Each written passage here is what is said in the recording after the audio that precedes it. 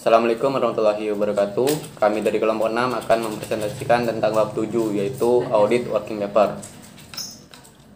Saya Agindar Rizky Akbari akan menjelaskan tentang pengertian dari kertas kerja pemeriksaan. Dalam menjalankan pemeriksaannya atau general audit, KAP harus berpedoman kepada SPAP, khususnya standar auditing, standar pengendalian mutu, kode etik profesi akuntan Ikatan Akuntan Indonesia atau IAI, dan kode etik profesi akuntan publik. Semua prosedur audit yang dilakukan dan temuan-temuan pemeriksaan harus didokumentasi dalam kertas kerja pemeriksaan. Kertas kerja pemeriksaan adalah dokumen pemeriksaan yang memuat data tercatat yang dibuat dan dokumen yang dikumpulkan oleh pemeriksa atau auditor, baik yang diperoleh dari dalam maupun dari luar instansi yang diperiksa selama berlangsungnya pemeriksaan. Mulai dari tahapan persiapan pemeriksaan sampai dengan tahapan laporan. Adapun pengertian dari kertas kerja pemeriksaan menurut buku Sukrisno Agus. Kertas kerja pemeriksaan adalah semua berkas-berkas yang dikumpulkan oleh auditor dalam menjalankan pemeriksaan yang berasal dari pihak klien, dari analisis yang dibuat oleh auditor, dan dari pihak ketiga. Baik, perkenalkan, nama saya Fardillah. Di sini saya akan menjelaskan tujuan kertas kerja pemeriksaan. Yang pertama, mendukung opini auditor mengenai kewajaran laporan keuangan. Opini di sini yang diberikan harus sesuai dengan kesimpulan pemeriksaan yang dicantumkan dalam kertas kerja perusahaan. Dan yang kedua, sebagai bukti bahwa auditor telah melaksanakan pemeriksaan sesuai dengan standar profesional akuntan publik. Dalam kertas kerja pemeriksaan harus terlihat bahwa apa yang diatur dalam SPAP sudah diikuti dengan baik oleh auditor. Yang ketiga, sebagai referensi dalam hal ada pernyataan dari pihak pajak, pihak bank, dan pihak klien. Jika kertas kerja pemeriksaan lengkap, pertanyaan apapun yang diajukan dari pihak-pihak tersebut yang berkaitan dengan laporan audit bisa dijawab dengan mudah oleh auditor dengan menggunakan kertas kerja pemeriksaan sebagai referensi. Yang keempat, sebagai salah satu dasar penilaian asisten sehingga dapat dibuat evaluasi mengenai kemampuan asisten sampai dengan partner sesudah selesai suatu penugasan. Dan yang kelima, sebagai pegangan untuk audit tahun berikutnya. Ya baik, di sini saya Adam Zulkarnain akan menjelaskan tentang pengelompokan kertas kerja pemeriksaan. Itu ada 3. Yang pertama, berkas tahun berjalan berisi kertas kerja yang mempunyai kegunaan untuk tahun berjalan, misalnya neraca saldo. Terus yang kedua ada berkas permanen berisi kertas kerja yang mempunyai kegunaan untuk beberapa tahun. Terus yang ketiga ada berkas surat menyurat. Surat menyurat, smile, email, dan lain-lain. Di sini saya akan menjelaskan lagi tentang kriteria untuk pembuatan kertas kerja pemeriksaan yang baik. Nah, yang pertama itu ada kertas kerja pemeriksaan harus mempunyai tujuan. Terus yang kedua itu harus dicegah menulis kembali kertas kerja pemeriksaan sebab banyak kerugian. Terus yang ketiga, dalam kertas kerja pemeriksaan harus dijelaskan prosedur audit apa yang dilakukan dengan menggunakan audit trademark. Terus yang keempat, ada kertas kerja pemeriksaan harus diindeks atau cross index. Dan yang kelima, kertas kerja harus diparaf oleh orang yang membuat dan mereview working paper sehingga dapat diketahui siapa yang bertanggung jawab. Yang keenam, setiap pertanyaan yang timbul pada review notice harus terjawab. Tidak boleh ada open question pertanyaan yang belum terjawab. Nah, yang ketujuh, pada kertas kerja pemeriksaan harus dicantumkan misalnya sifat dan perkiraan yang diperiksa dan prosedur pemeriksaan yang dilakukan.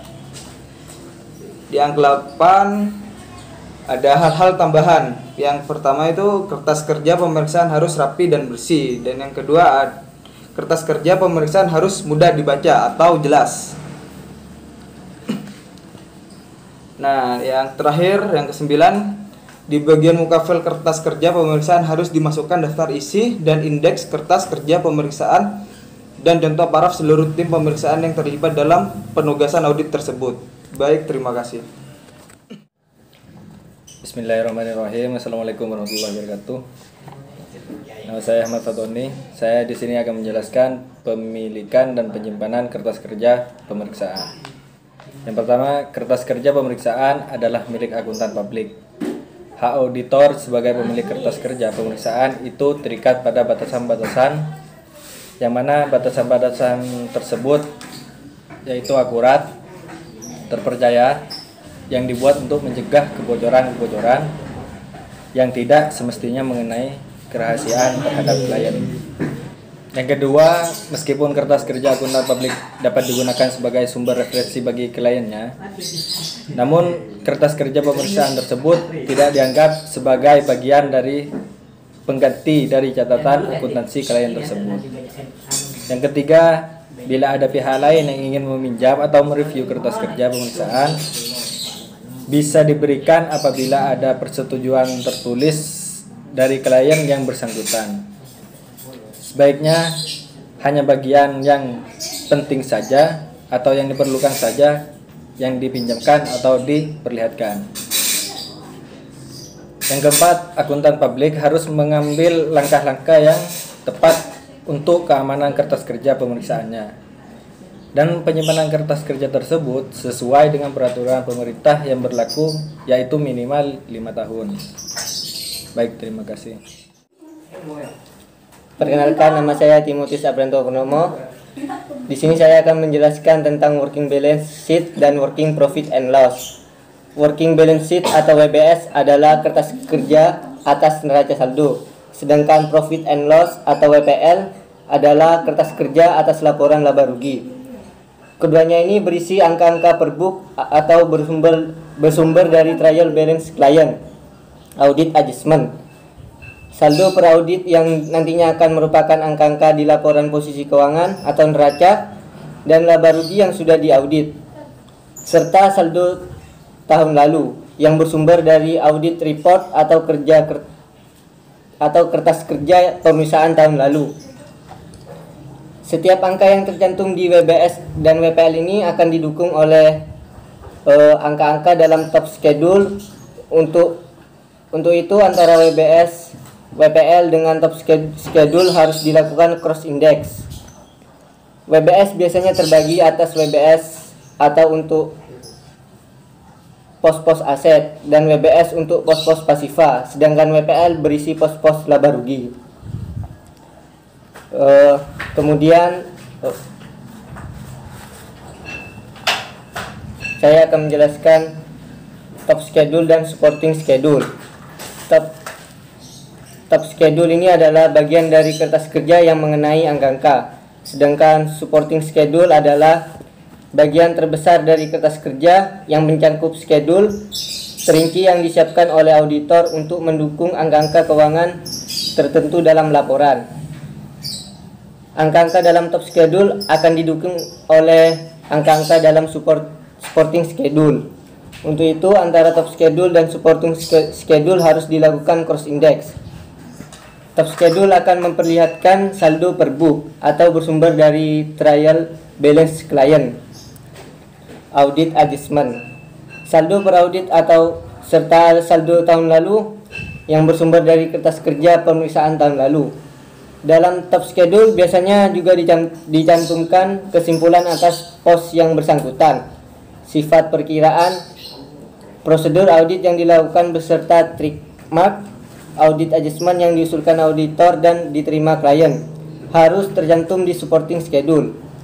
Di semua top schedule dan supporting schedule harus dicantumkan indeks working paper. Sekian dari kelompok kami. Apabila ada tutur kata yang kurang berkenan, mohon dimaafkan. Dan jangan lupa jaga kesehatan, tetap cuci tangan setiap saat, stay at home. Wassalamualaikum warahmatullahi wabarakatuh.